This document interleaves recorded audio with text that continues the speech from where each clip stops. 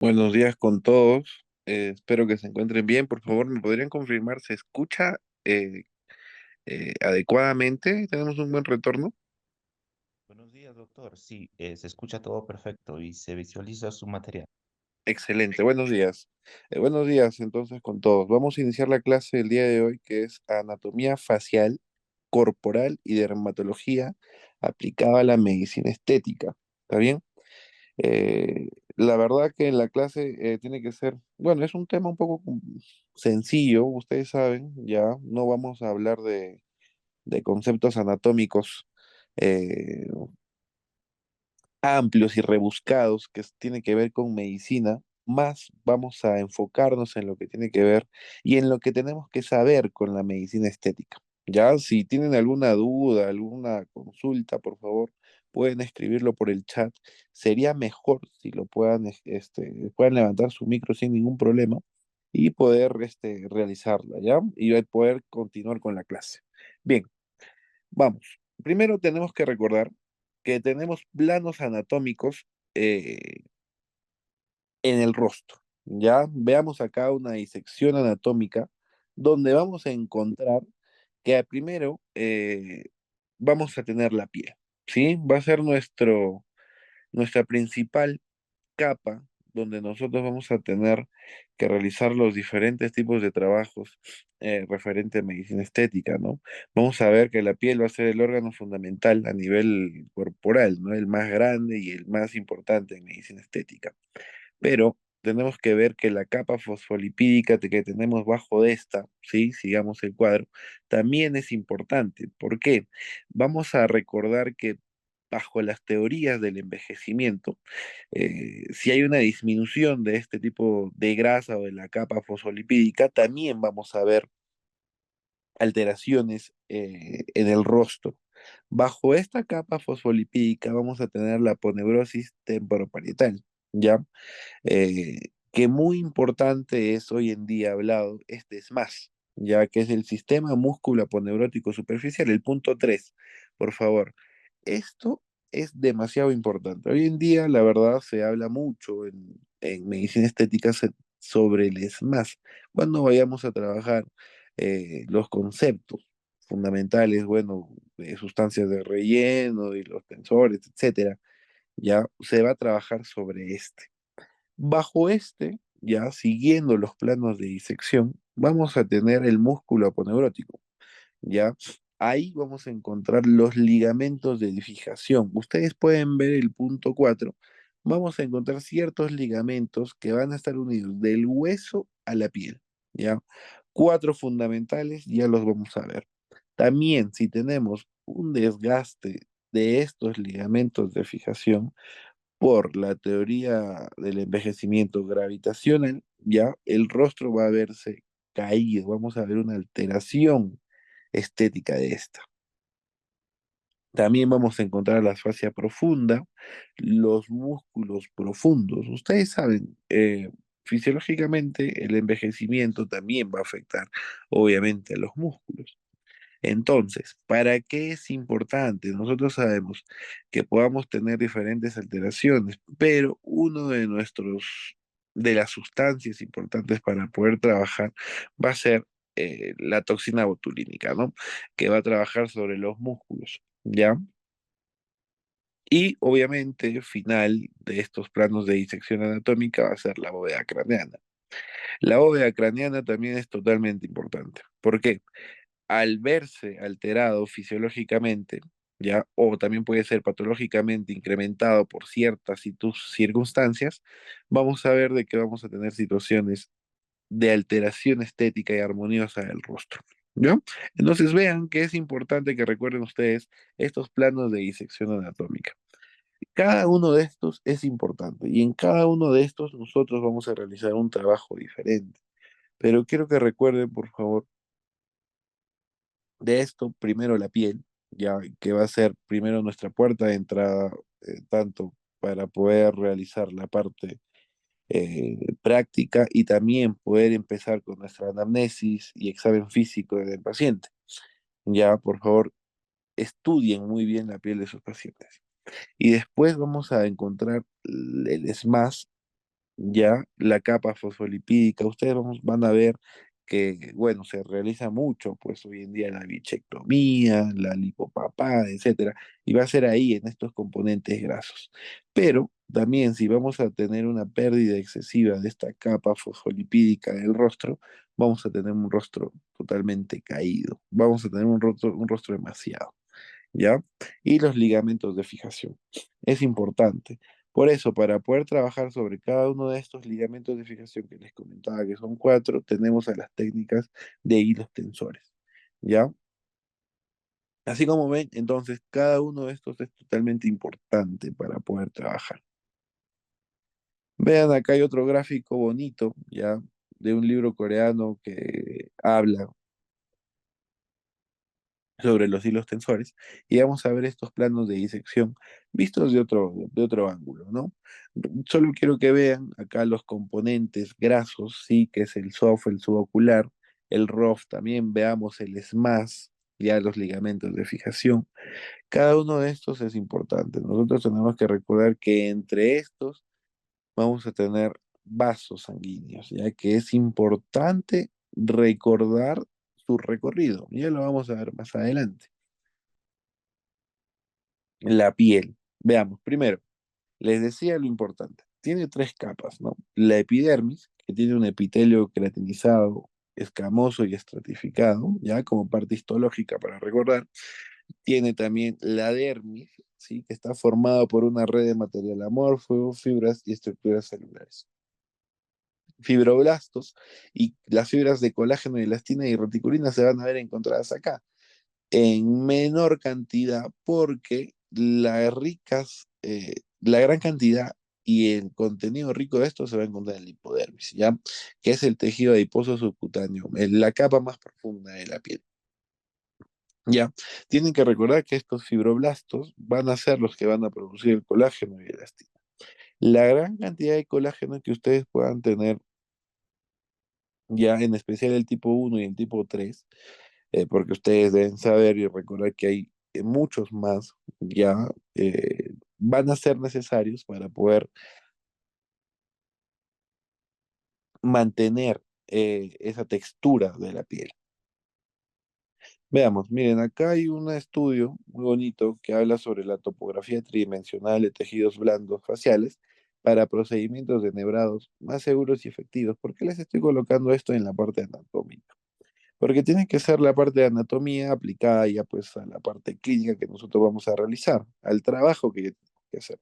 Porque si no, no tiene tanto sentido hablar de la parte anatómica si no recordamos y no sabemos en qué vamos a aplicarlo. Vean acá, solo les estoy colocando un pequeño resumen. Ahí les estoy dejando el doyo, pueden buscar el artículo y leerlo. ¿Qué nos menciona? Que para reducir las complicaciones ocasionadas por el procedimiento, la aplicación de nebrados, que es los hilos tensores, ¿no? La capa objetivo para el levantamiento con hilos debe ser la grasa superficial o también el sistema músculo aponeurótico superficial de la cara. Entonces, estábamos viendo según los planos de disección que podemos trabajar sobre la grasa superficial o el ESMAS. Vean que para nosotros, qué importante es el ESMAS acá. ¿Ya? El objetivo de este estudio fue establecer los espesores de la piel facial y la grasa superficial, eh, utilizando un sistema de escaneo 3D para proporcionar datos clínicos básicos para el levantamiento de hilos. O sea, han escaneado el rostro de un número de personas, ¿ya? Para poder evaluar el grosor por cada zona del rostro. ¿Cuáles han sido sus conclusiones, no? Los presentes hallazgos indican que un sistema de escaneo 3D puede generar una información anatómica crucial sobre el grosor de la piel facial y la grasa superficial para el uso en varios procedimientos clínicos mínimamente invasivos, incluido el levantamiento de hilos. Ustedes saben que cada uno de los procedimientos en medicina estética son mínimamente invasivos, por lo cual nosotros tenemos que recordar ya este cuadrito de acá, que es muy importante, porque vean, en varón y en mujer, hombre-mujer, el espesor va a ser totalmente diferente, ¿ya? tenemos que recordar que en el hombre el espesor cutáneo va a ser mucho mayor que en la mujer. ¿Y esto para qué nos puede servir, no? Porque ustedes van a calcular y van a evidenciar en la colocación de hilos tensores para que el hilo no sea y ustedes coloquen y no tenga un recorrido tan superficial, porque eso tampoco es adecuado cuando se realiza la aplicación de hilos tensores. Ya, entonces si nosotros tenemos o colocamos un hilo muy superficial, vamos a ver que no estamos teniendo en cuenta el espesor, ya, por lo cual necesitamos un hilo más delgado o nosotros tenemos que mejorar la técnica y colocarlo un poco más profundo, ya. Entonces vean, miren, en la frente, en el hombre va a ser de aproximadamente 0,90 milímetros, que en la mujer va a ser 0,84, ya. Vean la mejilla, que va a ser 1,24 milímetros en el varón y 1,04 en la mujer. Y vean otra parte importante que también es de trabajo, el cuello. Miren, es 1,56 milímetros en el varón y 1,0 y 1,26 en la mujer. Entonces, ustedes tienen que recordar, ¿por qué?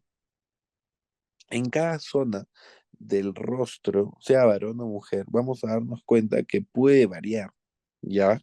Que puede ir variando el grosor para nuestro trabajo. ¿En qué circunstancias para nosotros va a ser más importante para la colocación de hilos?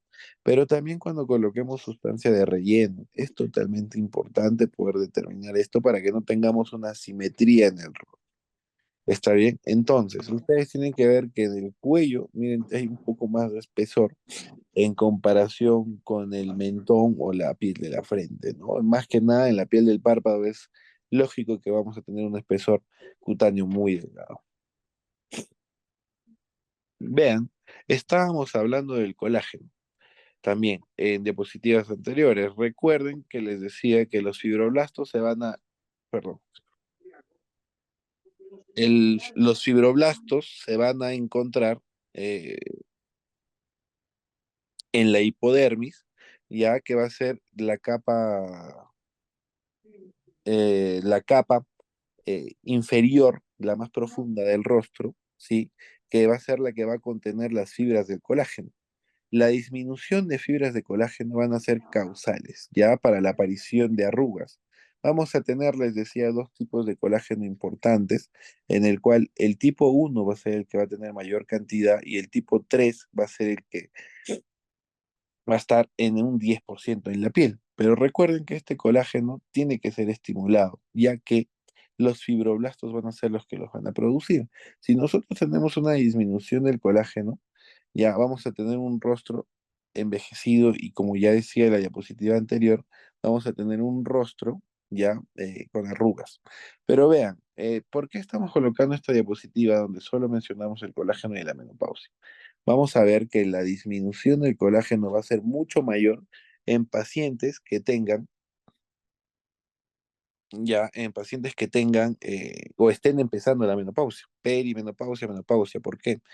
La pérdida de colágeno va a estar asociada a la disminución de estrógeno, ¿ya?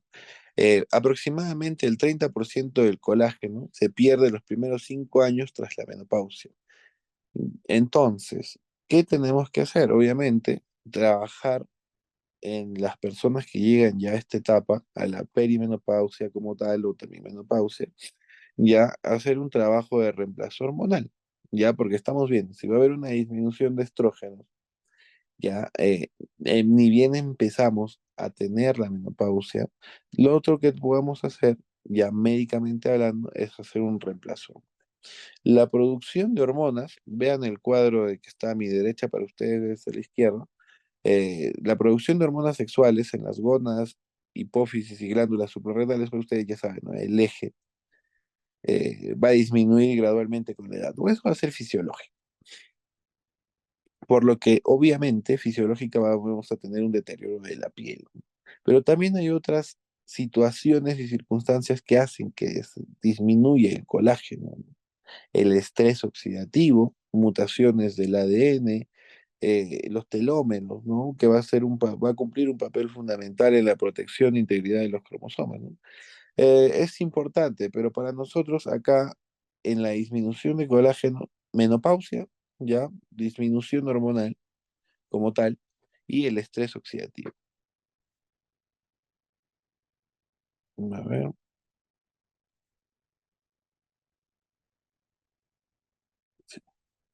sí, sí. Bueno, ya mencionando la parte histológica, vamos a ver qué reparos anatómicos hay importantes a considerar y los vamos a ir viendo un poco más adelante, solo para que tengan en cuenta esto, ¿ya? Y los reparos anatómicos importantes que nosotros tenemos que considerar, ¿ya? Porque si nosotros tenemos alguna lesión en estos, va a ser una iatrogenia en el paciente, por lo cual tenemos que realizar algún tipo de maniobras, bueno, y emergenciar al paciente, etcétera.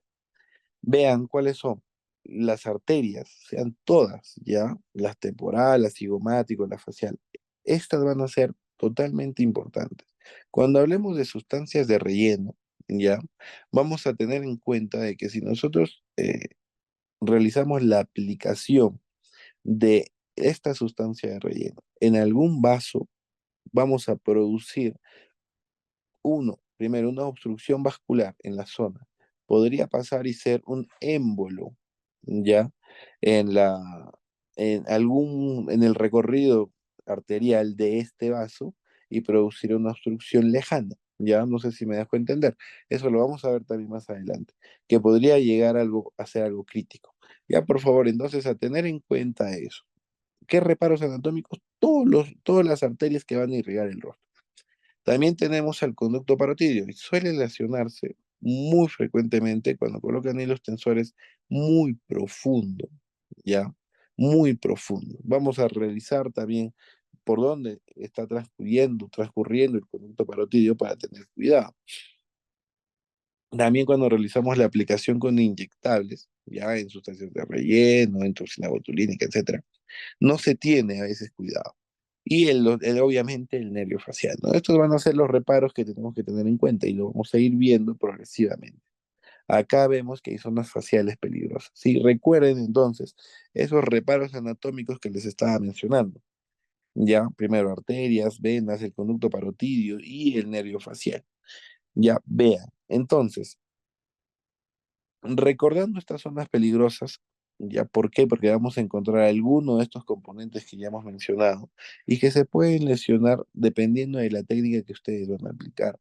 Y a tener cuidado en la zona 4, vean ahí, vamos a encontrar la arteria y vena facial, vamos a encontrar también parte del recorrido del conducto parotidio y alguna rama de este nervio.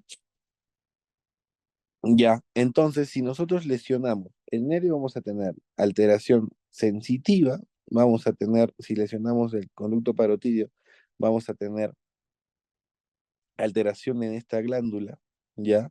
Y si lesionamos el vaso, primero podemos tener desde lo más sencillo, que es un hematoma y que se puede tratar demasiado rápido, ¿ya? Hasta un tipo de obstrucción vascular que puede llegar a una isquemia en la zona, ¿sí? O un émbolo. Eso hay que tener mucho cuidado. Y las otras y diferentes, ya vean en el punto 5, se los menciono porque es parte de una pregunta del examen que se estaba dando para ustedes, que es los nervios supratroncleares. Ya estas se pueden lesionar en la aplicación de toxina botulínica, ya en este tipo de zona y los músculos que van a estar ahí. Entonces, a tener cuidado, por favor. Son reparos anatómicos, acá vean las zonas faciales que van a ser de tener mucho cuidado. Bien, siguiendo esa disección anatómica, vamos a ver al ESMAS, que es la capa musculoponeurótica superficial, ¿no? Como les decía, esta ha recibido mucha atención hoy, en estos días, ¿no? La alteración de esta capa, es decir, que puede haber un acortamiento, una duplicación, una refijación, va a ser la base general para los procedimientos quirúrgicos del estiramiento facial, del lifting facial, ¿ya? El SMAS va a explicar la relación y las conexiones entre la fascia superficial, los músculos de la expresión facial y la dermis suprayacente. La parte importante del SMAS en el envejecimiento facial es sobre la parte más expresiva del rostro, ¿no?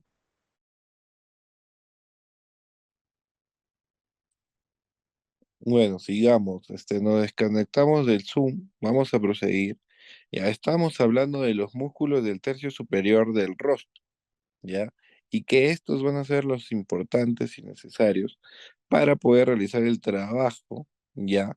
Con la toxina botulínica, ¿ya? Pues estos músculos ya estamos viendo que su mayor acción que van a tener va a ser en, bueno, movilizar las cejas, en generar gestos de enojo, de tristeza o de angustia, ¿ya? Entonces, estos van a ser los gestos que tenemos que pedir que se realice ya para poder nosotros evidenciar y poder trabajar con la toxina botulínica. Importante. Veamos ahora ya los músculos del tercio medio. Uno va a ser el músculo orbicular, ¿ya? La porción orbitaria, que va a tener dos, es la parte más periférica y va a cubrir el margen de la órbita, pues, ¿no? Y su porción palpebral, ya que va a ser la más externa, ¿ya? Y se va a ubicar bajo la piel de los párpados, pues, ¿no? ¿Qué funciones va a tener? La contracción de la porción orbitaria va a llevar a la piel de la frente y la mejilla hacia la nariz y va a cerrar fuertemente el ojo. La porción palpebral, por otro lado, va a exhibir un control más fino de los párpados, cerrándolos suavemente durante el sueño o al pestañear. Bueno, importante, el músculo orbicular, ya también parte de una pregunta de un examen que se les va a tomar. Vean sus funciones. Pues no, la contracción de la porción orbitaria va a llevar a la piel de la frente y la mejilla hacia la nariz y va a cerrar fuertemente el ojo. Y su porción palpebral va a exhibir un control más fino de los párpados, cerrándolos suavemente para poder pestañear. Vean también que en este tercio vamos a encontrar el músculo elevador del labio, ¿ya? Su inserción se va a originar en el proceso cigomático del maxilar y del proceso maxilar del hueso cigomático. Va a inervarse, ya saben, como todos los músculos, por el nervio facial. Se va a irrigar, como la gran mayoría de músculos también, por la arteria facial, y su función va a consistir en asistir a otros músculos del grupo en la elevación y la eversión del labio superior. Entonces, cuando nosotros queramos levantar el labio y hacer un gesto, vamos a trabajar con este músculo elevador del labio. Vamos a tener el músculo elevador del labio superior, pero también con un componente que va a ser también elevador del ala de la nariz. Vamos a tener su inserción, que va a ser la parte superior del proceso frontal del maxilar, y va a descender para insertarse en el pericondrio y la piel del cartílago alar mayor de la nariz. ¿Ya? Algunas de sus fibras se van a dirigir hacia la parte lateral del labio superior y se van a mezclar a este nivel con las fibras del elevador del labio superior, y ahí el orbicular de la boca. ¿Qué? Irrigación por la arteria facial. Entonces, como su nombre lo dice, tal cual como el propio músculo elevador del labio superior, vamos a elevar acá la ala nasal, ¿ya? Y el labio superior de la zona donde encontramos este músculo. Veamos también que hay músculos nasales. Tenemos a la porción nasal, ya que para mí es mi lado izquierdo y ustedes su lado derecho de la pantalla, y la porción transversa del músculo nasal. Esta ala nasal se va a ubicar en el ala de la nariz, ¿ya? Se va a originar de la cara anterior del maxilar sobre la fosa incisiva medial a la porción transversa. Se extiende superior y anteriormente para insertarse en la piel de la nariz. ¿Ya? En la porción transversa, vean acá, se va a ubicar en el área del dorso nasal. Se origina superior y lateralmente a la fosa incisiva, ¿no? La verdad que estos músculos nasales muy poco se trabajan con toxina botulínica. Ya no hay que tener mucho cuidado, detalle con este tipo de estos grupos musculares, ya que no vamos a trabajarlos y va a ser muy, muy poco el trabajo que se puede hacer, hasta decir nulo. El músculo cigomático menor, otro músculo importante del tercio medio superior ya del rostro. Se va a insertar y va a tener un origen en la cara lateral del hueso cigomático y se extiende diagonalmente hacia los labios, ¿no? Se inserta en la piel del labio superior medial al músculo cigomático mayor, ¿no? Va a tener una función, muy importante que va a ser la sinergia con los otros dos elevadores. Hemos visto, ¿no? Que tenemos elevadores tanto uno propio del labio superior y también uno del labio superior y la lateral, ¿no? Contribuyendo muy así, importante este cigomático menor para la sonrisa. Si tenemos un cigomático menor, obviamente vamos a tener un cigomático mayor. Ya se va a originar, como ven en el gráfico, en la cara lateral del hueso cigomático y se va a extender diagonalmente hasta el ángulo de la boca. Su función va a ser la elevación y tracción lateral del ángulo de la boca, produciendo el gesto de sonrisa, ¿sí? Al colaborar sinérgicamente con los otros músculos que ya estamos viendo anteriormente, ¿no? Entonces vamos a pedir para poder trabajar sobre estos grupos musculares que el paciente, bueno, pueda sonreír, pues, ¿no? Otro músculo también de este tercio ya inferior va a ser el músculo risorio, que vean en el gráfico se va a originar de numerosos puntos, ¿ya? Pero lo más importante es que vamos a encontrar lo del ángulo de la boca, vean también, puede incluirse la fascia parotidia, la fascia del macetero, las fibras del músculo platisma que van a subir hasta el rostro y bueno, van a llegar al ángulo de la boca. Su función va a ser la tracción de los ángulos de la boca en sentido lateral y superior, provocando un gesto también, ¿no? Como ayuda a la sonrisa. El músculo orbicular de la boca. Y así como hemos visto el orbicular de los ojos, el orbicular de la boca va a tener también dos porciones. Una porción marginal, ya que se va a dirigir hacia medial de la periferia labial para insertarse en la dermis de la región labial de la cara. En la línea media, algunas de las fibras superiores se entremezclan con las del lado opuesto, dando origen al filtrum de la boca, específicamente el labio superior. La porción labial se extiende entre los modiolos de ambas comisuras de la boca. Algunas de las fibras se enroscan sobre sí mismas, dando origen al borde del vermelium, que va a ser el límite entre este y la piel subyacente, ¿no? Bueno, ¿qué función vamos a tener? Vamos a tener la contracción bilateral, ya de ambas, con estas ambas porciones de la porción de los músculos orbiculares, para poder dar un beso, ¿no? Podríamos trabajar, indicar al paciente que, bueno, de un beso, bueno, ese gesto de dar un beso, para encontrar si tenemos algún tipo de situación para poder trabajar con toxina botulínica.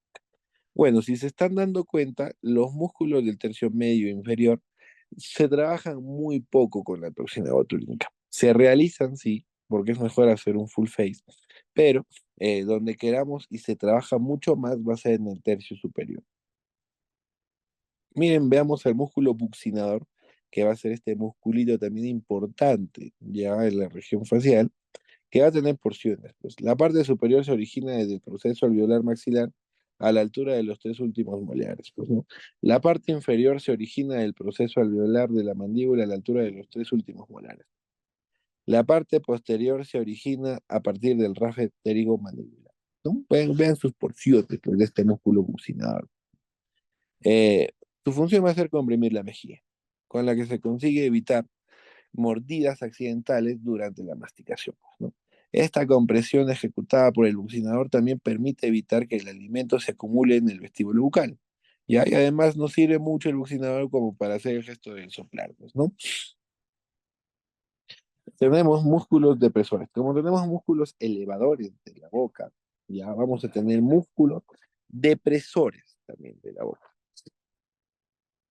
Se va a insertar ya en la línea oblicua de la mandíbula y va a ascender en sentido vertical para insertarse en el modiolo, ya este músculo depresor del ángulo de la boca. Va a tener una función que va a ser descender la comisura labial, lo que va a contribuir pues a esa expresión de sentimientos de tristeza, ¿no? O hasta enojo. Músculo depresor del labio inferior. Ya hemos visto del ángulo de la boca, entonces ahora vamos a ver del labio inferior. Se origina en la línea oblicua de la mandíbula y se continúa en la porción labial del platisma, ¿no? ¿Qué función tiene? Principal depresor del labio inferior junto con la porción labial del platisma, ¿no? Su función es traccionar el labio hacia inferior y medial. Músculo importante. El otro, músculo mentoniano. ¿ya? Se origina en la cara anterior del cuerpo de la mandíbula y se hace superficial mientras desciende para insertarse en el mentón a nivel del surco mentolabial. Función. La acción de los músculo mentoniano consiste en descender y evertir la base del labio inferior debido a la inserción del músculo, ¿no? Durante su contracción. También se generan arrugas en la piel del mentón, pues, ¿no? El músculo también importante, pero que se trabaja muy poco, pues, lamentablemente con la toxina botulínica.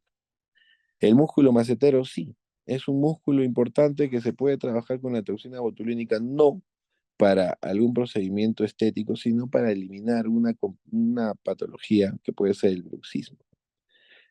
También hay puntos importantes que se puedan trabajar sobre este músculo macetérico, ya para poder eliminar ese bruxismo que les estoy mencionando. Su inserción se origina en el arco cigomático y se extiende hasta el ángulo de la mandíbula, ¿no? Está constituido por una porción superficial y otra profunda, pues. La función son la elevación y la protrusión mandibular, así como dar apoyo a la cápsula articular del ATM, ¿no? La temporomandibular. Asimismo, es de importancia en cuanto a la estética facial, ya que es clave en el perfilamiento mandibular. Pues no, sí, también importante. Pero se trabaja mucho más pues, para eliminar el bruxismo. Y para el perfilamiento mandibular, ya con otras sustancias que, bueno, vayan a ser como de relleno también, pues, ¿no? Pero no tanto con la toxina botulínica. ¿Por qué nos menciona el perfilamiento mandibular? Porque, bueno, si trabajamos este músculo, vamos a hacer de que se pueda perfilar el ángulo mandibular, ¿no?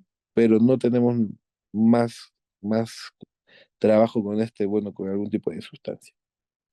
Bien, esa es la parte anatómica ya del rostro. Vamos a tener también y proseguir, hemos visto ya la parte muscular y ahora vamos a ver a la parte vascular, ¿ya? Vamos a ver la irrigación por la arteria facial.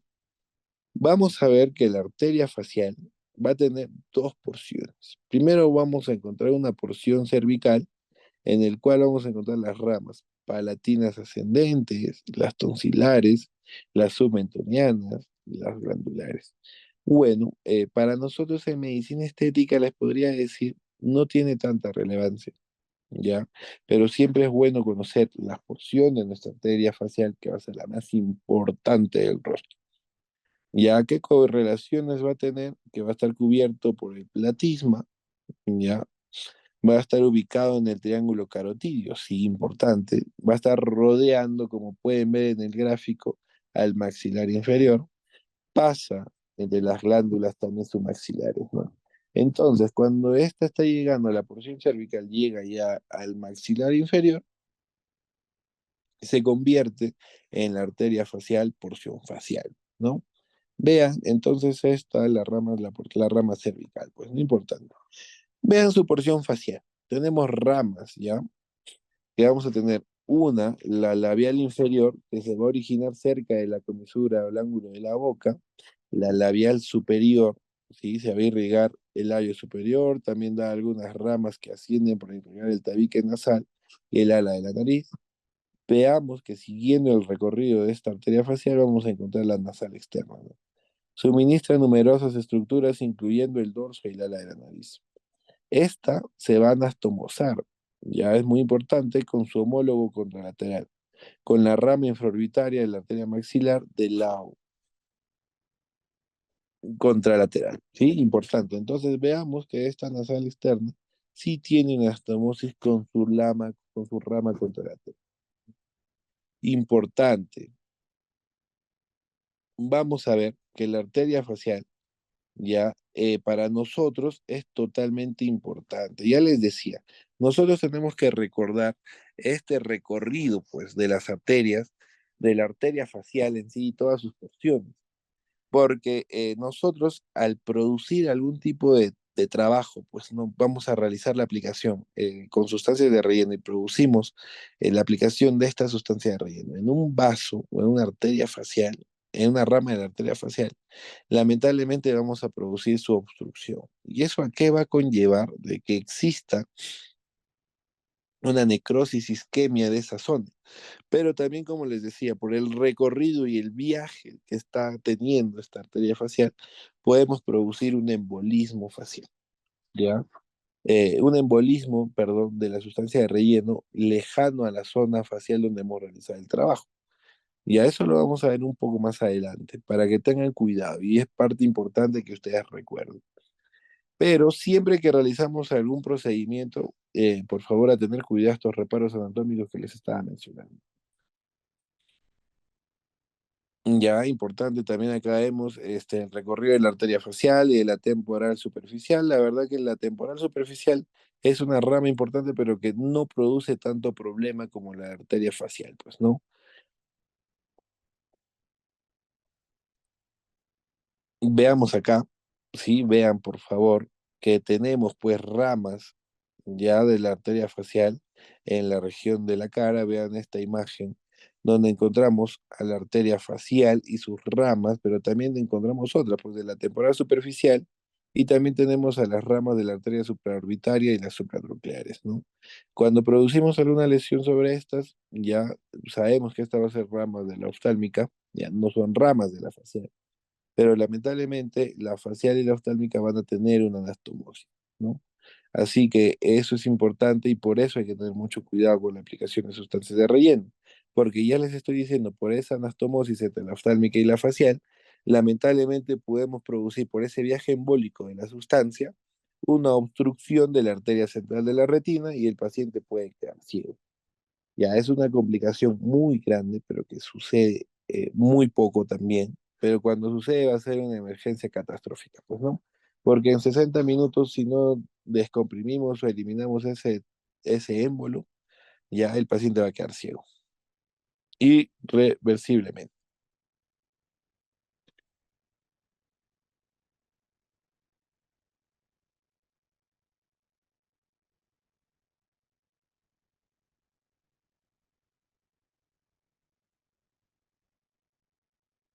Bien, bueno, se escucha hasta acá, sí, estoy viendo que se escucha de una forma adecuada. Ya, miren, es 9:56. Para poder volver con la arteria facial nuevamente. Ya, a ver si nos tomamos un break, por favor, estén de acuerdo, de unos 10 minutos, con un poco de agua, ya,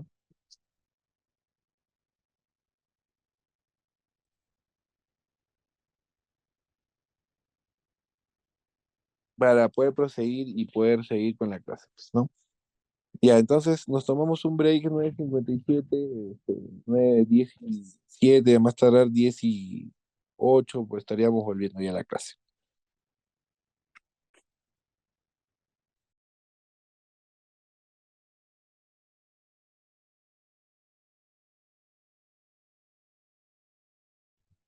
Bien, entonces, vamos a continuar. Eh, Hemos visto ya la parte muscular, ya, ahora vamos a ver la parte vascular. Ya hemos estado viendo algunas ramas ya de la arteria facial. Hemos visto que esta arteria facial tiene dos porciones, pues, ¿no? Una cervical y una facial. La que más nos va a importar a nosotros en medicina estética va a ser la rama, su porción facial. Acá vamos a encontrar a la arteria labial inferior, como vemos en el gráfico. Vean la línea amarillita, la arteria labial superior, la línea azulita, la rama nasal externa y la arteria angular.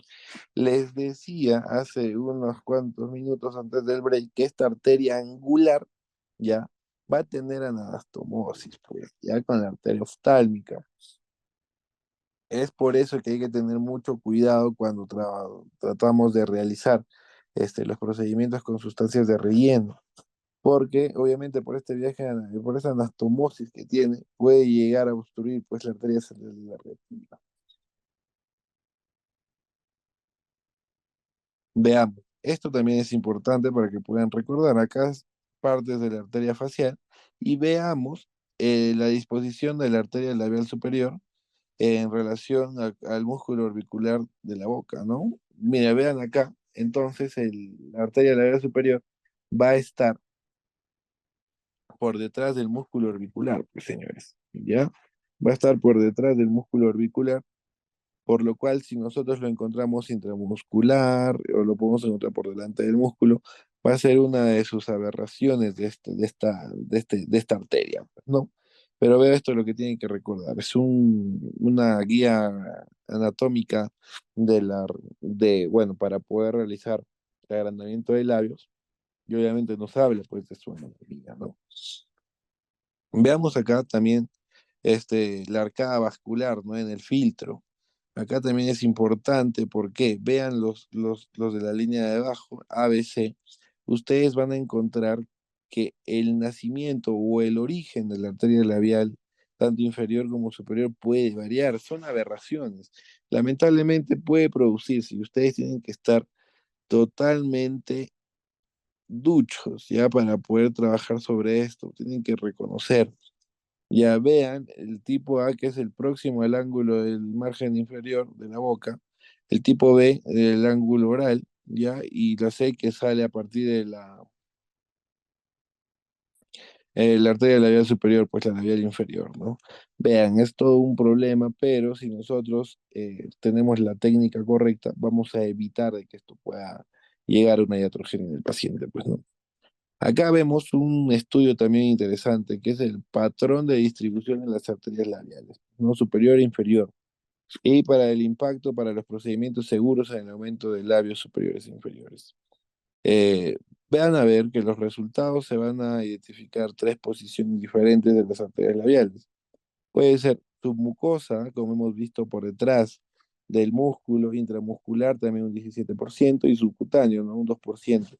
La variabilidad en el cambio de la posición respectiva a lo largo del recorrido labial fue del 29% para total del labio superior y un 32% para el total del labio inferior. La ubicación en la línea media se identificó tanto en el labio superior como en el inferior como la más variable, ¿no? Eso es importante, porque cuando nosotros realicemos agrandamiento de labios tenemos que tener en cuenta eso, pues, ¿no? ¿Cómo vamos a concluir? Una ubicación más segura para la aplicación del material voluminizador es el plano subcutáneo, en la ubicación paramediana. ¿Por qué? Estamos viendo que la arteria se va a encontrar más frecuente en la ubicación mediana, ¿no? Del medio, en la línea media. Se debe tener cuidado al apuntar e inyectar en la línea media, ya que la arteria se puede identificar con mayor frecuencia en posiciones superficiales, pues, ¿no? Hay que tener mucho cuidado. Entonces, vean que tiene que ser nunca en el plano submucoso, ¿sí? Sino en el plano subcutáneo, ¿no? Para poder tener ahí la buena técnica de aplicación de sustancia de relleno en labios. Ya hay que tener mucho cuidado. Esto es un poco de lo que les decía, ¿no? Donde se va a encontrar más frecuente la arteria labial en la línea media. Por eso entonces la aplicación tiene que ser a nivel paramediano, pues, ¿no? Bueno, eso es importante. Entonces ya hemos visto la arteria facial, ya hemos visto también su recorrido, su anastomosis que tiene el angular con la arteria oftálmica y que lamentablemente este puede producir un problema grande de obstrucción de la arteria central de la retina. Y ya lo vamos a ver más adelante, como iatrogenias en la aplicación de sustancias. Las venas faciales también es algo un poco más sencillo, ya no es tanto problemático, pero así como nosotros pinchamos una arteria, también podemos pinchar una vena, pues, ¿no? La verdad se va a producir un hematoma, pero va a ser más controlado que si fuera pues algo arterial, ¿no? Si te producimos también una obstrucción de las venas, del circuito venoso, vamos a tener también una clínica menos importante del cual si fuera una arterial, ¿no? Así que vamos a tener mucho cuidado con eso. Vean que, bueno, cada vena va a ir de la mano con su arteria, por lo cual van a tener el mismo nombre. Van a ver también la región parotídea, ya que es un componente importante en la región facial. Vamos a tener límites, pues, ¿no? La celda parotidia, vamos a ver un gráfico un poco más bonito. A nivel medial, vamos a encontrar el músculo constrictor superior de la faringe y la apófisis estiloides. A nivel lateral, la piel y tejido cerebral subcutáneo. A nivel superior, la base del cráneo, ¿ya? Y la articulación temporomandibular. A nivel inferior, tabique aponeurótico que separa la glándula submaxilar. A nivel anterior, por la región maceterina y rama ascendente del maxilar inferior. Posterior por la región mastoidea auricular, pues, ¿no? Contenido de la celda parótida. La glándula parótida ya va a ser una de sus contenidos más importantes, ¿no? El nervio facial y sus ramas, la arteria carótida externa y sus ramas terminales, la arteria transversal de la cara, la arteria temporal profunda posterior, origen de la vena yugular externa, formación del tronco temporal mandibular, el nervio auricular temporal y los ganglios linfáticos. Bueno, acá pueden ver la celda parótida, pues, ¿no? Acá vamos a encontrar en este grafiquito cada uno de esos contenidos que estamos mencionando, pues, ¿no? Obviamente vamos a encontrar importante la glándula parótida, ya el nervio facial, podemos encontrar la arteria transversal de la cara, a la vena retromandibular, también podemos encontrar la arteria carótida externa, parte del hueso del mandibular, el músculo pterigoideo medial, sí, importante, y también el nervio facial, pues, ¿no? Entonces, esto es necesario poder recordar antes de producir alguna lesión en la glándula parótida y, bueno, otros que se puedan encontrar en la celda parótida. Bueno, vean, yo les estaba diciendo, ¿no? Que el contenido va a ser esto. Miren acá, la glándula parótida, el nervio facial, la arteria carótida, la transversal de la cara, la vena yugular y los ganglios linfáticos, pues, ¿no? La inervación del rostro, vean, por la parte sensitiva se va a dar por el nervio 5, pues el trigémino, ¿no? Y este trigémino va a tener eh, tres porciones. El nervio oftálmico, el maxilar y el mandibular, pues, ¿no?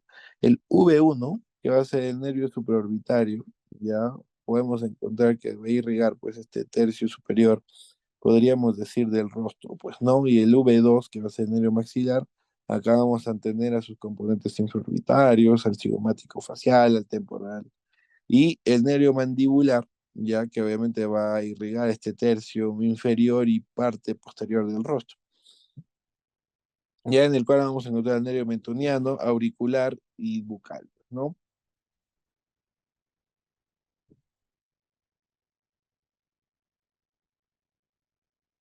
Pero un momento, por favor.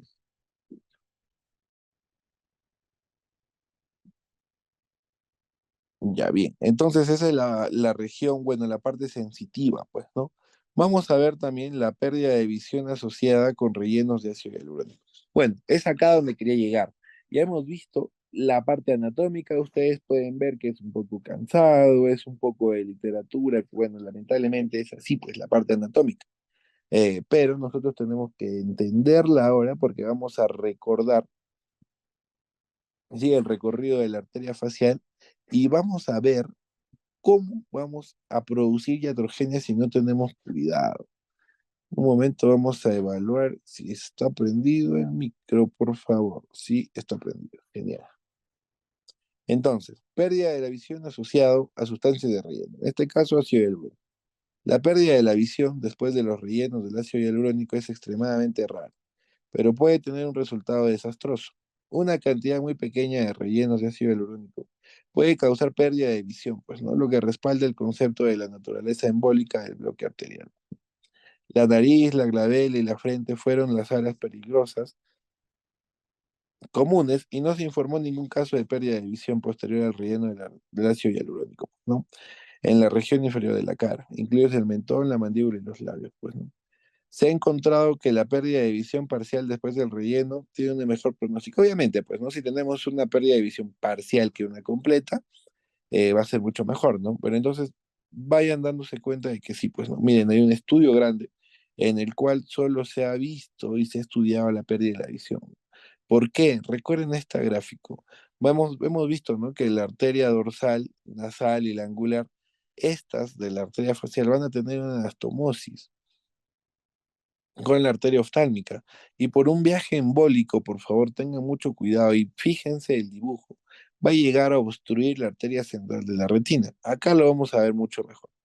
Vean, miren. Entonces, si nosotros trabajamos sobre las arterias supratrocleares, supraorbitarias, dorsal, nasal, la cigomática o las cigomáticas temporales, podemos producir, así como en este gráfico, viajes embólicos. Ya les estoy diciendo que el círculo de la arteria facial se va a llegar a juntar con la oftálmica gracias a esa anastomosis que les menciono. Entonces, si nosotros colocamos sustancia de relleno sobre un vaso, ya, de la arteria facial, en las regiones que ya estamos viendo, pues, ¿no? La dorsal nasal, que es la más frecuente, podamos hacer que este producto, sustancia de relleno, viaje, tenga un recorrido y viaje para la arteria central de la retina. Lamentablemente, puede causar una obstrucción de esta y, bueno, una pérdida total de de la visión, pues, ¿no? Hay que tener mucho cuidado con eso. Complicaciones vasculares de los rellenos de ácido hialurónico y el papel de la hialuronidasa en el tratamiento. Bueno, entonces hemos visto. Bueno, también les decía, ¿no? Si nosotros obstruimos un vaso a nivel local, nada más del rostro, vamos a llegar a tener una necrosis hasta isquemia. Entonces, ¿cuál va a ser el antídoto del ácido hialurónico? Va a ser la hialuronidasa, ¿no? Entonces, vean por favor, según este estudio, que la necrosis cutánea tras la inyección arterial inadvertida del ácido hialurónico es una complicación grave, ¿sí? Vamos a realizar un estudio en segunda, este estudio, miren, el caso colocado en orejas de conejo, han inyectado ácido hialurónico, ¿no? En las arterias auriculares de ambas orejas. Cada uno de 5 conejos recibió inyección subcutánea de 750 unidades. ¿Y cuál se han visto pues a las 4 y 24 horas, ¿no? Menciona que el tratar antes de las 4 horas ha tenido un resultado significativamente mejor que si lo trabaja a las 24 horas. Pues, ¿no? Eso, ¿qué nos quiere decir? Que tenemos 4 horas ya para tener mejores resultados y rápidos, antes de tener mayor gravedad de lesión en la piel, ¿no? Así que por favor, tener cuidado. Si ustedes van a trabajar con sustancias de relleno, trabajen también de la mano con su hialuronidasa. Miren, vean, seguridad en los procedimientos dermatológicos, oclusión vascular por materiales de relleno. Vean, las complicaciones más graves del tratamiento con los rellenos dérmicos para el rejuvenecimiento facial va a ser la isquemia, ¿no? Que puede producir un síndrome de Nicolau, una ceguera, incluso un ictus. ¿Por qué coloco un ictus según este estudio? Miren, la verdad que por un viaje embólico, ustedes saben, vean acá, que puede llegar a la arteria carótida, ¿ya?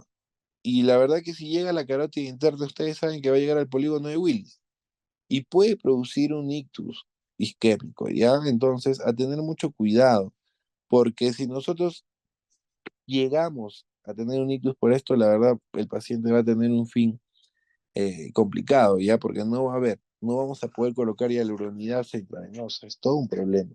Va a tener que ser desobstruido por, bueno, eh, por otros métodos, ¿no? Las complicaciones más graves, ya les estaba mencionando, y la peor que puede ser la obstrucción de la arteria central de la retina y tanto el ictus, ¿no? Se va a describir las medidas preventivas que es conveniente aplicar cuando se realizan los procedimientos. Y en caso de que aparezcan, se proponen los pasos a seguir ante una urgencia dermatológica, ¿no? Es importante tener un amplio conocimiento de la anatomía facial, sí, necesario. Y más que nada, bueno, el recorrido de la arteria facial. ¿Qué nos menciona esta literatura? Bueno, si queremos trabajar en zonas del rostro, tenemos dos, ¿no? Dos opciones, con aguja o con cánula. Si nosotros trabajamos con cánula, vamos a tener menos resultados eh, iatrogénicos, ¿no? Vamos a tener mayor seguridad de que no vamos a causar ningún daño en el paciente, en el rostro del paciente, de la persona, ¿no? En cambio, lamentablemente la aguja sí puede desgarra, en cambio, la cánula solo separa, y hay que tener mucho cuidado. Y siempre, por favor, cuando ustedes trabajen, les repito, con ácido hialurónico, trabajen con hialuronidasa a la mano, siempre, siempre, siempre, ¿ya? Cuando lleguemos al tema de ácido hialurónico, vamos a empaparnos un poco más de eso y vamos a hablar y les voy a colocar, bueno, dosis de hialuronidasa, cómo se prepara, cuándo se coloca, la sintomatología de la obstrucción arterial en la zona donde se ha podido producir esta lesión, pues, ¿no? Veamos también que hay otras complicaciones, pues, ¿no? Acá también está el estudio. Miren, el sitio de inyección más frecuente para la necrosis fue la nariz, seguido del pliegue nasolabial. La ceguera se asocia más a menudo a la inyección de la glabela. Pregunta de examen. Ya eso puede ser una pregunta para el examen. Ténganlo en cuenta. ¿Ya? ¿Qué arterias estaban por ahí? Les dije supratroncleares, etcétera, ¿no? Se calculó una incidencia estimada del 0,001% por el desarrollo de una complicación grave. A pesar de que la estadística sea baja, ya ustedes tienen que tener mucho cuidado. Ya a pesar de que sea muy baja, tengan cuidado, por favor. Por eso hoy en día, para el trabajo de sustancias de relleno, se ha creado los códigos médicos. Y si ustedes quieren trabajar con los códigos médicos, tienen que conocer muy bien la anatomía facial, ¿ya? ¿Por qué? Porque esta anatomía facial nos va a ayudar a determinar zonas, ya donde se pueda trabajar con la sustancia de relleno, pues, ¿no? ¿Y qué nos va a indicar estos códigos médicos? Pues nos va a decir, en tal punto no vamos a colocar, porque bueno, es una zona de peligro, porque vamos a encontrar cerca a la arteria facial. En otro punto sí podemos colocar porque tenemos la seguridad de que no está pasando nada. Ya, así que a tener mucho cuidado, pues. Vean, bueno, estas son unas imágenes de complicaciones de obstrucción de la arteria facial. Es muy complicado. ¿Se puede tratar? Sí, sí se trata. Hay infinidad de formas de cómo tratar, pero no queremos que llegue, pues, nuestro paciente en esta situación, pues, ¿no? Ya con áreas de necrosis, ya va a ser muy complicado, pues. Y ahí va a quedar siempre una cicatriz no estética en el paciente. De igual forma, acá en la punta nasal, dense cuenta, ya habrán dejado pasar mucho tiempo para que pueda producirse este tipo de lesión, pues, ¿no? De igual forma, miren acá en el área mentoniana, en el área acá de la región del tercio superior del rostro, en el área labial, ¿sí? Y vean qué tan complicado puede ser si nosotros no tenemos cuidado. Entonces, ¿qué nos menciona la literatura? Que tenemos que aplicar la sustancia, pero tenemos que aspirar, ¿ya? Aspirar antes de aplicar. Y eso nos va a ayudar a evitar estas circunstancias. Si obviamente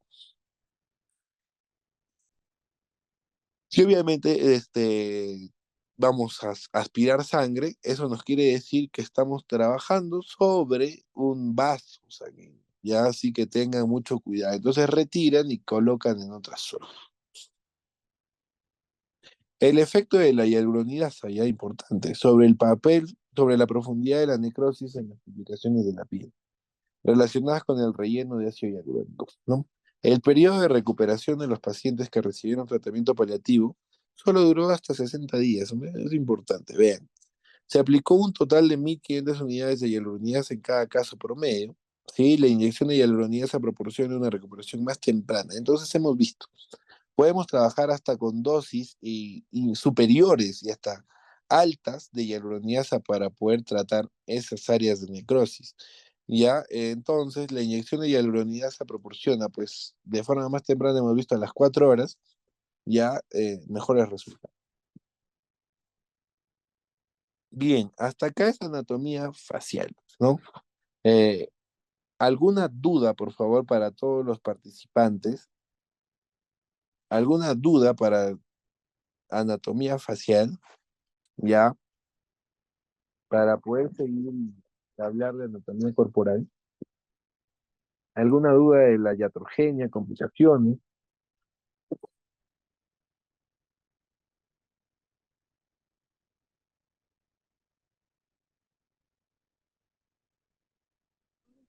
Sí, buenos días. Sí, se te escucha un poco bajo, pero sí te escucho. Sí, quería consultarle el porcentaje de iatrogena de relleno con ácido hialurónico de necrosis. No sé si lo escuché o por favor lo podía repetir el porcentaje. Sí, claro que sí. Bueno, como les decía, el porcentaje va a ser muy bajo. Vamos a colocarlo nuevamente. Ya, el porcentaje va a ser muy bajo. Veamos, acá está justo tu pregunta. Veamos, miren, para poder ver las complicaciones, ¿no? El sitio de necrosis. El sitio de inyección más frecuente para la necrosis fue el 33% en nariz, un 31% en el pliegue nasolabial, pero la ceguera se asoció más a menudo a la inyección de la glabera. Vean, un 50% de inyección en zonas de glabela se produce pues una amaurosis o hasta una ceguera. Pero vean que se ha calculado una incidencia estimada de hasta, miren, es muy bajo, ¿no? 0,001% para el desarrollo de una complicación. Ya, así que ustedes lo único que tienen que hacer es evitar aplicar la sustancia de relleno sobre un vaso sanguíneo. Y van a tener acá siempre los médicos. Esto lo vamos a ver cuando se lleve ácido hialurónico, pues ya como tema. ¿Está bien? ¿Alguna otra consulta? Sí, profesor, gracias. Genial. ¿Alguna otra consulta, por favor, para los participantes? Buenos días. ¿Me escucha? Sí, buenos días, Kelly. Te escucho. Buenos días. Sí, tenía una consulta. Al momento de aspirar y si si la sangre cuando se contamina con el sustancia rellenadora, o sea, no se desperdicia la sustancia, no se tendría que cambiar nuevamente o Ya, eso bueno, nomás se mire, puede aplicar. acá tienen, bueno, es una muy buena pregunta que sí, casi todo el mundo lo es una controversia, ya. Es bien claro, ¿no? Si entra la sustancia, bueno, entra la sangre a la zona de la jeringa, algunas literaturas mencionan que tienen que desecharlo, ¿ya? Algunos especialistas ustedes habrán visto que se contamina y lo desechan, pero también hay literatura y que tiene mucho más evidencia que menciona que no tiene ningún problema, ¿ya? Personalmente, yo me baso en esta literatura que les voy a pasar, Kelly, en el cual así entre un poco de sangre en la sustancia de relleno, tú puedes seguir este, realizando la aplicación con la misma gélica, sin ningún problema, ¿ya? Ok, gracias. ¿Alguna otra consulta, por favor? Doctor, buenos días. Sí, Marta, Si la bueno, complicación fuera en el área ocular, am, ¿qué se puede hacer? bueno, como ya hemos visto, nosotros si llegamos a tener una complicación de ceguera, ya por la obstrucción de la arteria central de la retina, lamentablemente, esa va a ser una emergencia, ¿ya? Una emergencia grave, por así decirlo, porque tiene solo 60 minutos, les decía a Marta, que puedan llegar de su consultorio al hospital, ya, porque si no el paciente puede quedar ciego, pero ustedes qué pueden realizar eh, en el momento, ¿no? Primero tienen que tener, bueno, sustancias como manitol, ya que va a disminuir la presión intraocular, ya van a tener que en ese momento comprimir, menciona, ¿no? La compresión ocular por 5 segundos, de ahí soltar 5 segundos, repetir eso hasta por 15 minutos, ya para que la presión intraocular también pueda disminuir, ya, pero en el caso de que, bueno, no llegues a una emergencia, se puede haber complicado, ¿no? No hay mucho por hacer, te seré sincero. ¿Qué es lo que menciona la literatura? Es la aplicación intraocular de hialuronidasa, pero eso lo tiene que realizar ya un oftalmólogo, ¿no? Para que se pueda desprender ese émbolo, bueno, ese coagulito de ácido hialurónico, por así mencionarlo, que está obstruyendo la arteria central de la retina, ¿ya? Lo que podemos hacer, como te digo, es disminuir la presión intraocular, necesitamos manitol, ya la compresión ocular también es muy importante y definitivamente llevarlo pues a la emergencia lo más cercana posible y que haya un oftalmólogo de guardia, ¿ya? Eso es lo que te podría indicar. Más no se puede hacer. Ya por eso les digo, la obstrucción de la arteria central de la retina por sustancia de relleno es una complicación grave, ya que si no actuamos rápido, vamos a dejar ciego al paciente, pues. Bien, gracias, doctor. ¿Alguna otra duda, por favor? Y como han visto, es importante que nosotros tengamos en cuenta eso, ¿no? De que, bueno, vamos a tener complicaciones si no recordamos parte de la anatomía vascular del rostro. A diferencia de la región muscular, pues, ¿no? ¿Qué puede pasar? Que también es una complicación, ¿no? Pero es una complicación ya estética, de que si, bueno, colocamos más toxina botulínica en una zona o colocamos menos en la otra, bueno, se puede ver asimétrico, sí, pero se puede solucionar. A diferencia de una obstrucción vascular, que si, bueno, es en la zona de trabajo, colocamos hialuronidasa y tenemos resultados adecuados de forma inmediata. ¿ya? Cuando se lleve el curso de ácido hialurónico se van a dar cuenta de que es muy sencillo, ¿ya? Poder trabajar con esto. Valga de que no tengamos lamentablemente la obstrucción de la arteria central de la retina o alguna arteria del polígono de Blanco, ¿no? Y que no produzca dolor. Bien, entonces, de no haber más dudas, nos vamos, por favor, a la parte corporal. Ya, veamos, primero, tórax. ¿Por qué es importante, ¿no? Poder recordar, pues, esto también. Eh, Porque como reparos anatómicos, ¿sí? Muy importante cuando realicemos algún lifting mamario, ¿sí? Con hilos tensores, ya, la aplicación en escote, pues, de sustancias como, no sé, bioestimuladoras, etcétera, ya, por eso. Entonces recuerden su porción ósea, tal cual como en la región facial, vamos a encontrar que tiene cartílagos y tiene huesos. Sí, vamos a encontrar 11 discos intervertebrales en la región del tórax, 24 cartílagos costales, ya los cartílagos costales del 1 al 7 se van a articular con el esternón, pues, ¿no? Y los cartílagos del 7 a 10 se van a formar por el reborde costal. Va a haber 12 vértebras torácicas, ¿sí? Y 24 pares de costillas y un esternón, pues, ¿no? Entonces el tórax conjunto va a tener 12 pares de arcos costales y 11 pares de espacios intercostales. Eso es importante, porque, bueno, quizás no tiene nada que ver al caso, pero es importante recordar los espacios intercostales, ya que ahí vamos a encontrar músculos importantes para la expiración e inspiración. Y bueno, dentro de este espacio intercostal recordamos que va un van también, pues, ¿no? Un vena, arteria y nervio, ¿no? Hay algunas referencias anatómicas en la región del tórax que tienen que recordar, que es la escotadura yugular, que va a estar a nivel de la vértebra T2, ¿sí? El ángulo esternal o de Lewis, que se va a encontrar a partir del segundo cartílago costal. El proceso sifoides del esternón, ¿sí? Que va a estar a nivel de la vértebra T9. El diámetro del tórax máximo se va a dar a partir de la séptima costilla, y la espina de la escápula se va a encontrar en el tercer espacio intercostal, ¿no? El ángulo inferior de la escápula en el séptimo espacio intercostal. Espacios intercostales, ¿no? Acá vamos a tener los músculos, ya les dije, pues, ¿no? Vamos a tener el músculo externo, intercostal interno y el íntimo, pues. Miren, el músculo intercostal externo, vamos a encontrar las fibras orientadas hacia abajo y hacia adelante.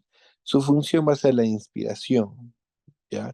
El músculo intercostal interno va a estar orientada sus fibras hacia abajo y hacia atrás,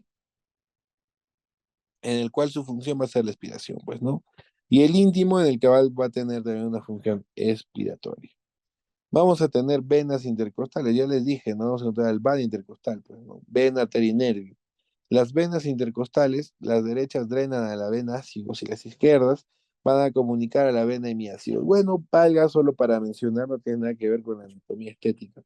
Pero sí, importante recordar esto porque cuando vayamos a realizar un procedimiento de drenaje linfático, vamos a recordar este drenaje venoso, el sistema ácido y el hemiácido. Ya las arterias intercostales van a comunicar con la arteria mamaria. Y cada espacio intercostal va a tener un nervio intercostal, ¿no? Vamos a encontrar músculos, y ahí hemos visto su porción ósea, y ahora vamos a encontrar músculos que van a cubrir la pared torácica, pues, ¿no? Van a tener cada uno de estos músculos, vamos a tener a los escalenos, a los pectorales, a los serratos, a los supracostales, ya los intercostales, ya hemos visto, que van a tener una función inspiratoria, tanto también expiratoria.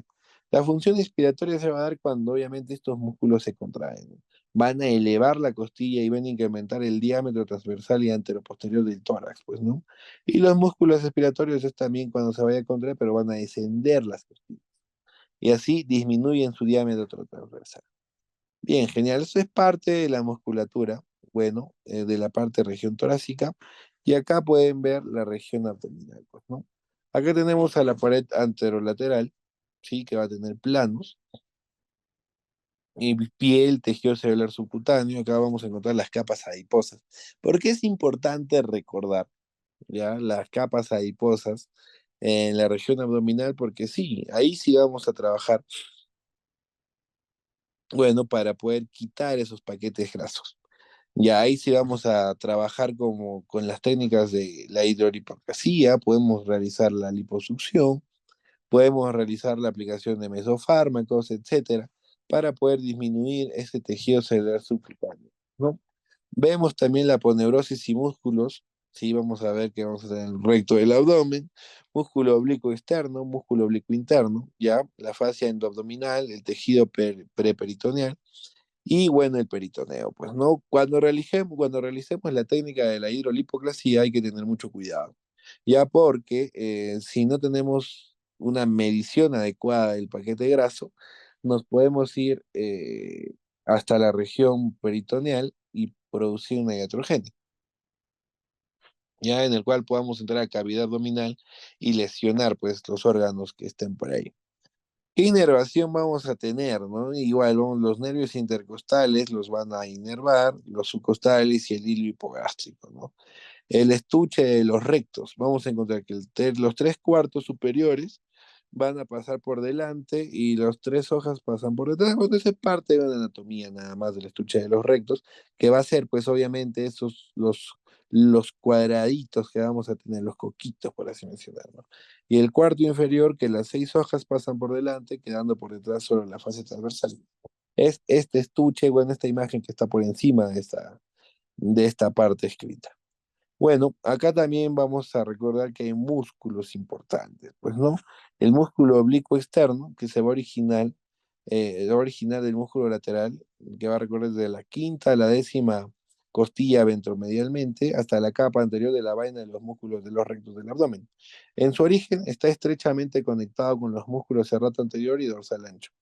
Ventralmente, el músculo oblicuo externo forma una grama proneurosis que se extiende medialmente hacia la línea alba y caudalmente hacia la cresta ilíaca y el hueso púbico. Su margen inferior forma el ligamento inguinal. Bien, entonces tenemos dos músculos oblicuos externos, ¿no? Van a ser importantes para poder trabajar. Tienen que recordar cada uno de los músculos en la zona abdominal. Uno, porque cuando realicemos nosotros la disminución de esos contenidos grasos, nosotros vamos a poder trabajar con ultrasonido para hacer un marcaje abdominal. Es totalmente necesario, importante después de una hidrolipoclasía o también después de una liposucción, ¿no? El músculo oblicuo interno, que va a ocupar la cara más interna del músculo oblicuo mayor. Vean acá. Es más pequeño y la dirección de sus fibras es contraria a las del oblicuo mayor de su mismo lado, ¿no? Va a tener origen en la cresta ilíaca, en la apófisis espinosa de la quinta vértebra lumbar y sacro, insertándose en la cara posterior de la línea alba, ¿no? ¿Qué funciones va a tener? De forma unilateral, inclinación hacia el mismo lado, va a hacer que se incline el abdomen tórax para ese lado, y de forma bilateral va a haber una flexión completa del tronco. Músculo recto del abdomen. Tiene su origen en el borde superior del pubis, ya, importante, por medio de un pequeño tendón de 2-3 centímetros, se va a insertar en la cara anterior de los quinto, sexto y séptimo cartílagos costales. Ya va a estar cubierto por una fascia común que le da a esta zona de mayor contención. ¿Qué función tiene? Va a tener se trata de un músculo poligástrico formado, ya obviamente va a tener dos porque es poligástrico, va a haber hasta 8 paquetes ya en total, ¿sí? Y va a contribuir a la posición erecta, ¿no? Y mantener a las vísceras en su posición. Este es el músculo recto del abdomen, ya lo saben los coquitos, ¿no? Los famosos coquitos. El músculo transversal abdominal es el más profundo del abdomen, de la pared abdominal.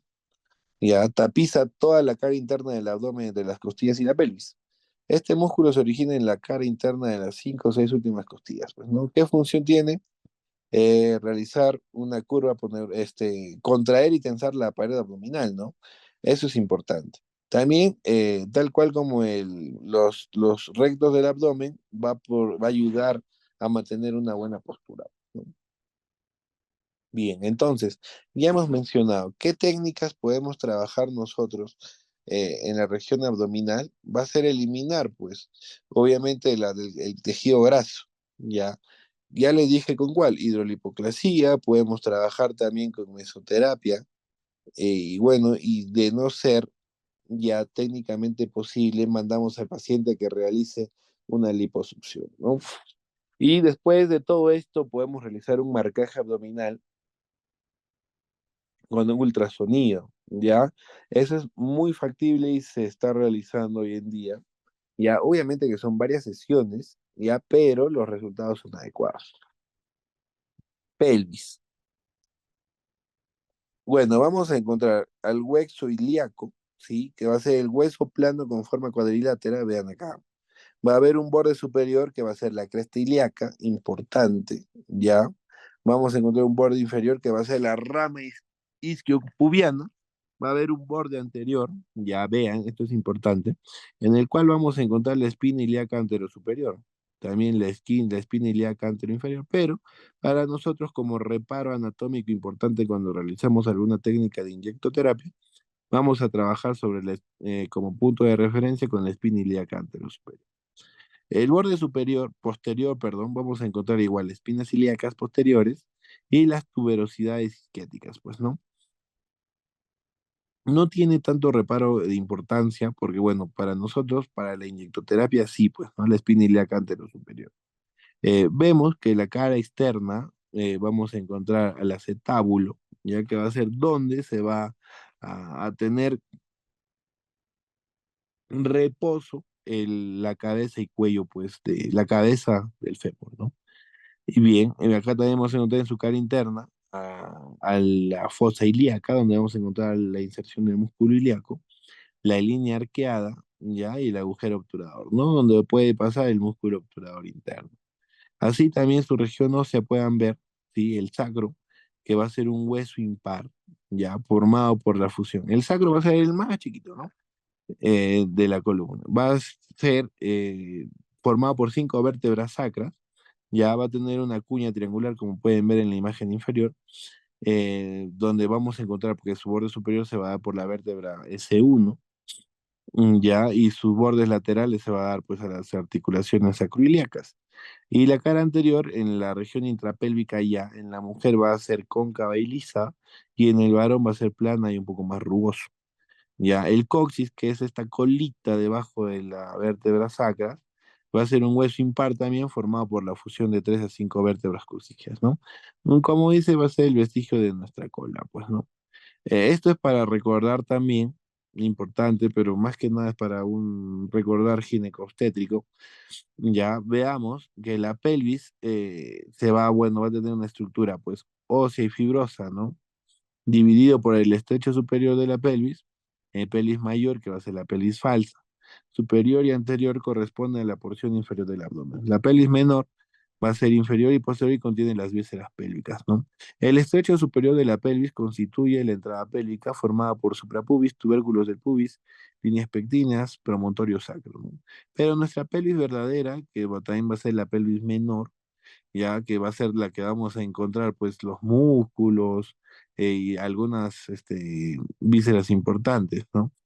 Así que en la pelvis verdadera vamos a encontrar el agujero ciático, donde va a estar atravesado ya por el músculo viriforme y vamos a encontrar los glúteos superiores, inferiores, al nervio ciático también, pues, ¿no? Y a los músculos pudendos y bueno, a los nervios pudendos. Veamos que este es el glúteo mayor, ya que va a ser el músculo más superficial de la región glútea, se va a originar en la cara posterolateral del sacro y del coxis, se va a insertar en el tracto iliotibial o en la tuberosidad glútea del fémur, ¿no? ¿Qué acción va a tener? La articulación de la cadera, extensión, rotación externa y abducción. Inervación, nervio glúteo inferior y la irrigación de las arterias glúteas inferiores y superiores, pues, ¿no? Veamos que el músculo glúteo medio se va a originar de la cara glútea del ilio, ¿ya? Y se va a insertar en el trocánter mayor del fémur, pues, ¿no? La acción, la articulación coxofemoral, la abducción del músculo, del muslo, la rotación interna del muslo y la estabilización de la pelvis. Inervación, nervio glúteo superior, y bueno, su irrigación va a ser la arteria glútea superior, ¿no? Que va a ser una anastomosis trocantérica, ¿no? Así como tenemos un glúteo mayor, tenemos uno menor que va a ser origen en la cara glútea del ilio, ¿sí? Se va a insertar en la cara anterior del trocánter mayor del fémur. ¿Y qué función va a tener la articulación coxofemoral, ¿no? La abducción, rotación medial y la estabilización de la pelvis. Inervación, nervio glúteo superior, pues, ¿no? Veamos lo importante del nervio ciático, ya saben que es necesario recordar que la única zona donde podamos trabajar con inyectables intramusculares va a ser en el cuadrante superexterno. ¿Por qué? Vamos a evitar en esa zona la iatrogenia, pues vamos a evitar en esa zona de que está pasando el nervio ciático, pues, ¿no? Entonces, hay que tener cuidado. ¿Y por qué les estoy enseñando esto de la región glútea? Porque también vamos a tener algún tema importante que es agrandamiento de glúteos. Entonces, nosotros ahí vamos a trabajar con peptonas, podemos trabajar con sustancias de relleno como la policaprolactona, como el ácido hialurónico, podamos hacer un levantamiento de la zona glútea con hilos tensores. Entonces, es importante. Ya, por favor, entonces cuando llevemos, perdón, cuando llevemos este tema, vamos a recordar un poco más de la anatomía glútea y ver, bueno, con qué sustancia vamos a trabajar o con qué material vamos a trabajar para tener resultados adecuados, ¿no? Bueno, es las 10:58. Veamos, son dos clases, por favor, colegas.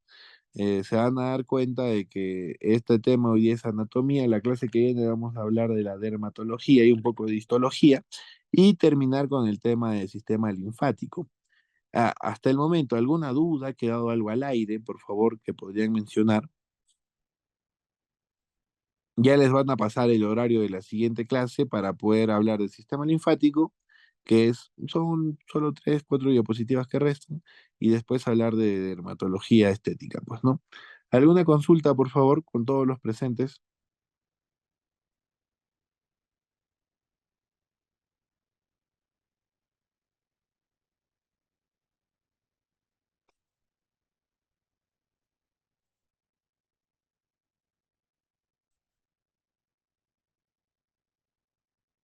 Bueno, ¿alguna consulta?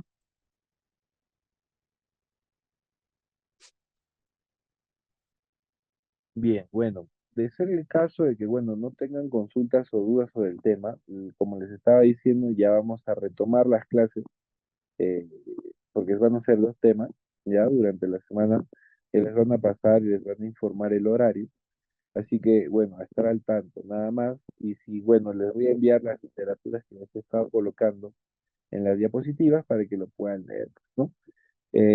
Van a tener un examen sobre este tema, ya que es anatomía aplicada a la medicina estética, ya, así que 10 preguntas van a ser muy sencillas, ya va a ser muy sencillo el examen y vamos a ir viendo qué notas van sacando, ¿no? Por favor, el examen va a ser tal cual como hemos venido hablando de los temas de acá de la clase. Les estaba mencionando que se va a preguntar, así que por favor denme una ojeada.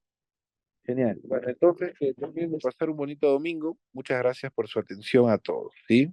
Hasta luego. Gracias. Gracias. Gracias, doctor. Cuídese, nos vemos. Muchas gracias. Gracias.